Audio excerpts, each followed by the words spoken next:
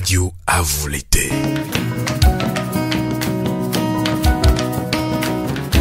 Interview, analyse, débat sur la situation politique et culturelle africaine sur Radio à vous l'été.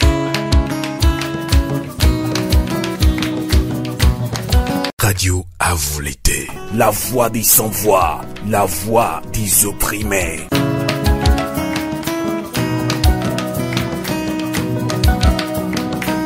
Radio à vous l'été. La voix de la résistance du peuple togolais. La voix du peuple. La voix du peuple. La voix du peuple sur Radio à vous l'été. La voix du peuple, une émission du peuple par le peuple.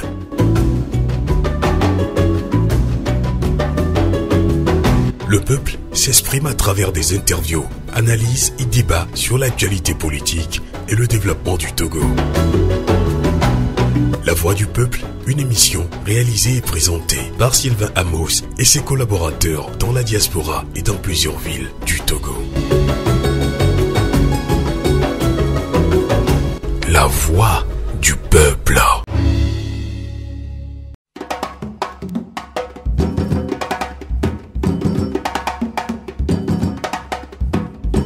Bonsoir à toutes et à tous et bienvenue sur Radio à vous l'été. Kokule Tetinta Souta, c'est la voix de la résistance du peuple togolais. La voix du peuple, c'est l'émission du peuple togolais. Et bienvenue donc.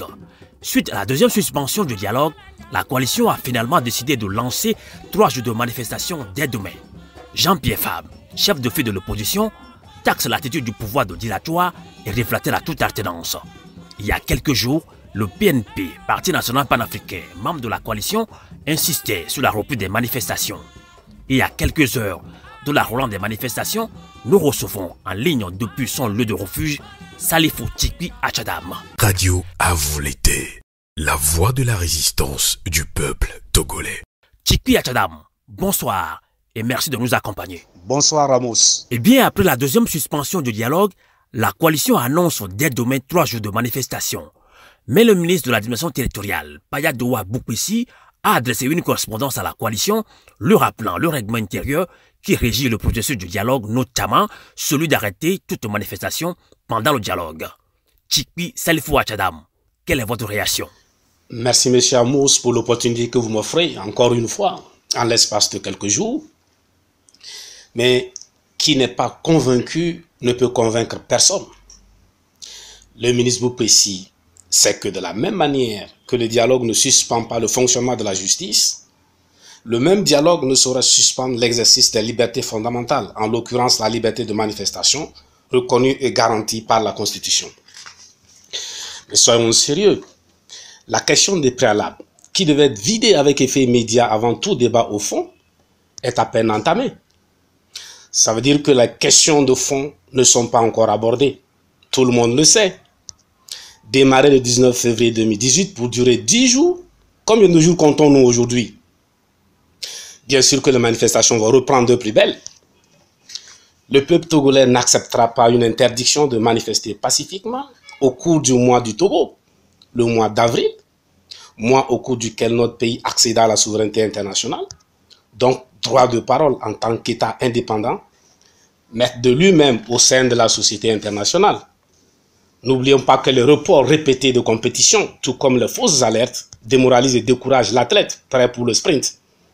Aujourd'hui, le peuple togolais est ce sprinter déterminé à décrocher la médaille de l'alternance. Et le ministre Boukpissi aura la réponse du peuple les 11, 12 et 14 avril 2018 sur l'ensemble du territoire national, mais de façon pacifique et il le sait.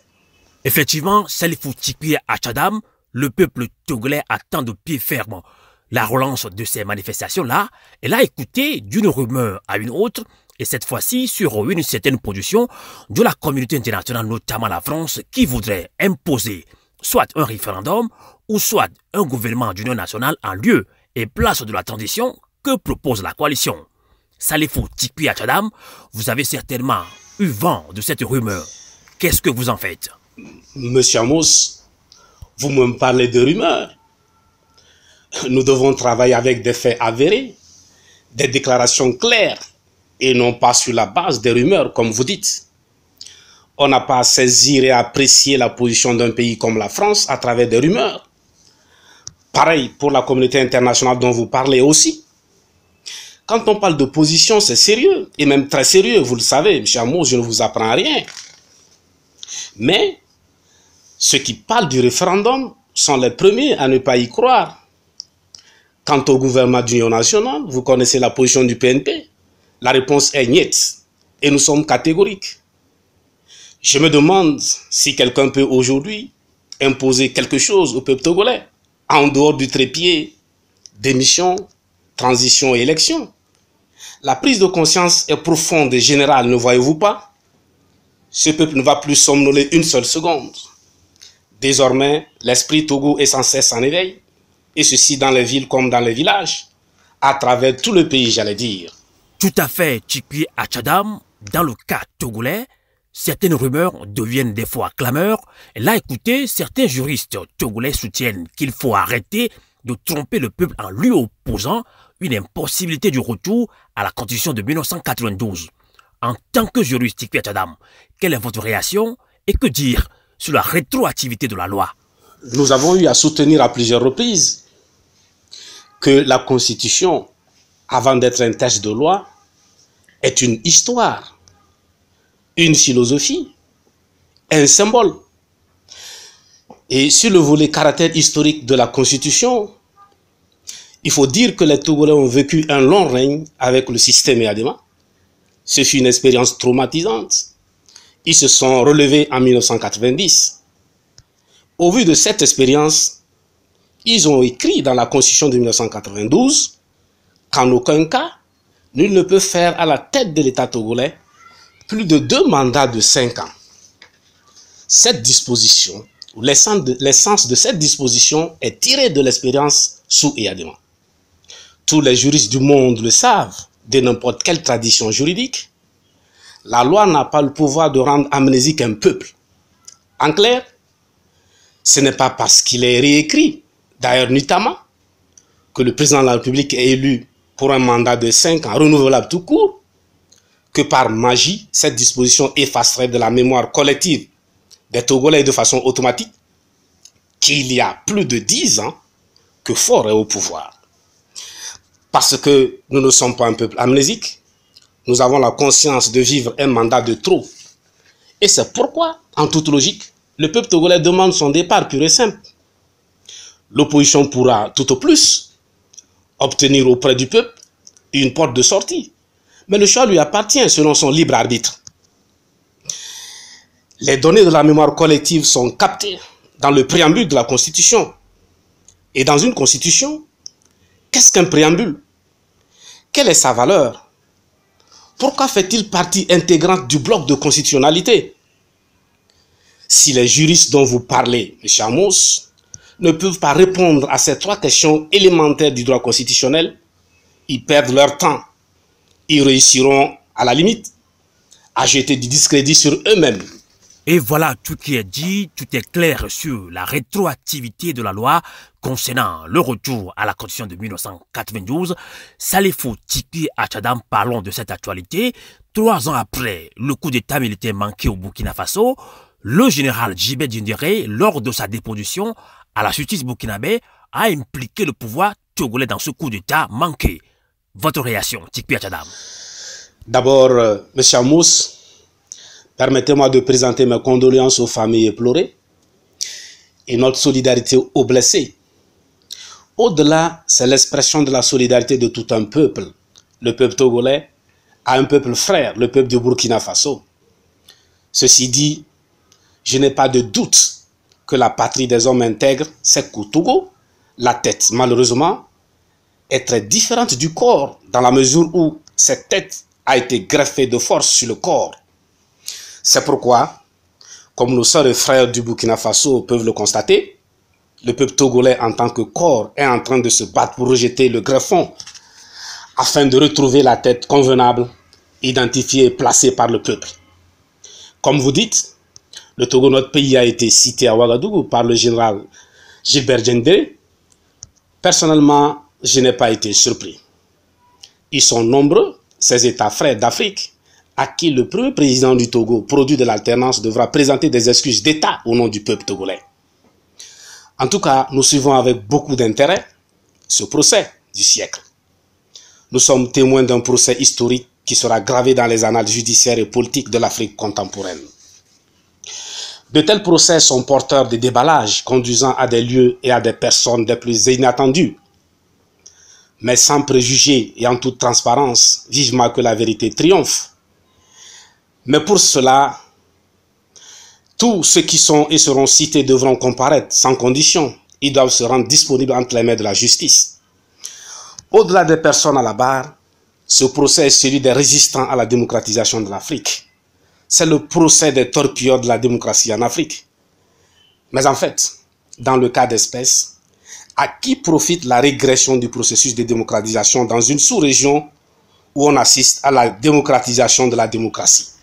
Mais justement, Tchikwi Achadam, on peut comprendre votre colère, votre réaction, votre indignation, puisque vous êtes aussi panafricain. Alors écoutez, Faure Gnassingbé est l'actuel président en exercice de la CEDEAO. Alors comment cette implication du pouvoir togolais dans l'affaire de coup d'État au Burkina Faso pourrait se terminer selon vous? Encore une fois, tous ceux qui se sont et seront cités devront comparaître, même si ce sont des personnes au-dessus de la loi au Togo. Il ne s'agit pas du Togo, il s'agit bien de l'avènement et de l'enracinement de la démocratie sur notre cher continent. C'est cela. L'opinion publique africaine doit exiger la comparution physique de ceux qui sont cités dans cette affaire. Je pense aussi qu'un sommet de la CEDEAO s'impose pour tirer au clair cette implication présumée du Togo, pays qui a inauguré les coups d'État en Afrique. Ce fut en 1963. Mais déjà, la présomption suffit à elle seule. Même le simple soupçon, dans une affaire aussi grave, suffit à discréditer Faure comme président de la CEDEAO. Depuis que le pays a été cité, aucune réaction. Dans ce cas, nous ne pouvons pas penser à une présomption simple. Cette affaire délégitime complètement Faure. Un président putschiste à la tête de la CEDEAO, c'est grave. La CEDEAO doit tirer les conséquences qui s'imposent. 1. Démissionner Faure de la tête de la CEDEAO. 2. Régler au plus vite toute activité ou occupation cessante en Afrique de l'Ouest la crise togolaise en 3 étapes. Démission, transition, élection. C'est la double démission à la tête de la CEDEAO et à la tête du Togo, mais vite. Si les faits sont avérés, le Togo constitue une menace réelle pour la sous-région. Les chefs d'État de la sous-région doivent saisir l'occasion pour faire comprendre que le banditisme politique est terminé. Il n'a plus sa place sur le continent. Voyez-vous, après le clan de ceux qui ont saboté les indépendances en Afrique en tuant les pères fondateurs et après les espoirs du continent, tels Thomas Sankara, Tavio Amourin, vient aujourd'hui le clan de ceux qui s'opposent à la démocratisation du continent. Mais il faut savoir que les grands procès sont des opportunités pour accéder à la vérité qui permet par la suite de se réorganiser et de s'adapter. En effet, le procès de Ouaga est une grande opportunité.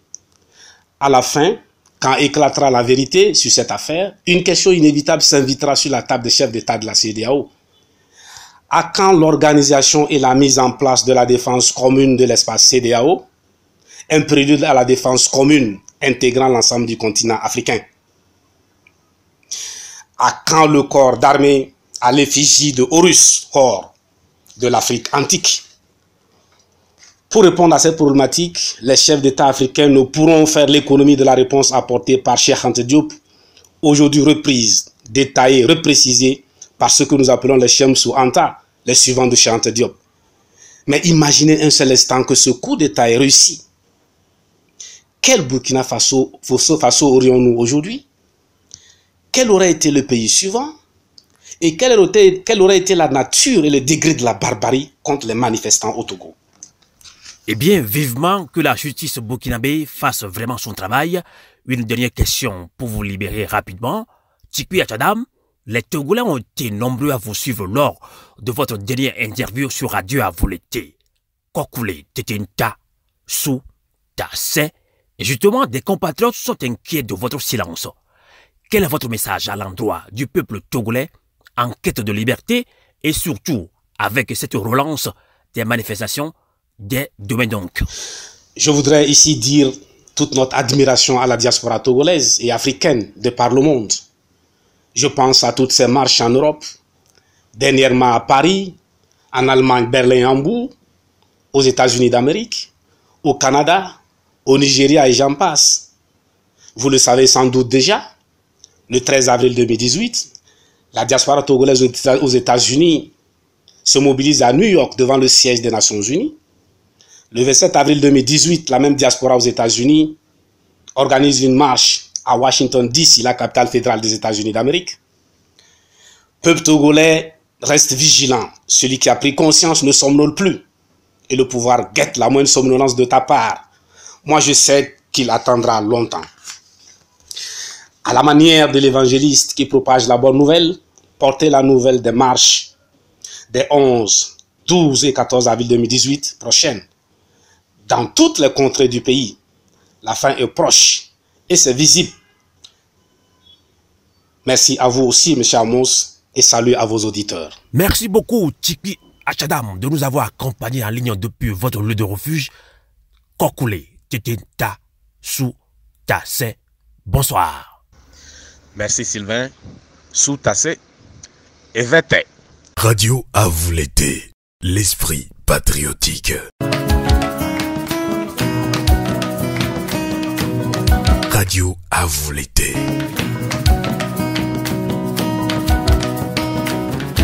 Interview, analyse, débat sur la situation politique et culturelle africaine sur Radio à vous l'été.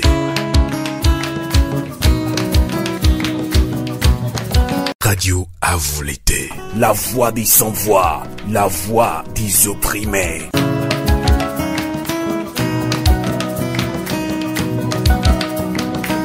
Radio à vous l'été. La voix de la résistance du peuple togolais.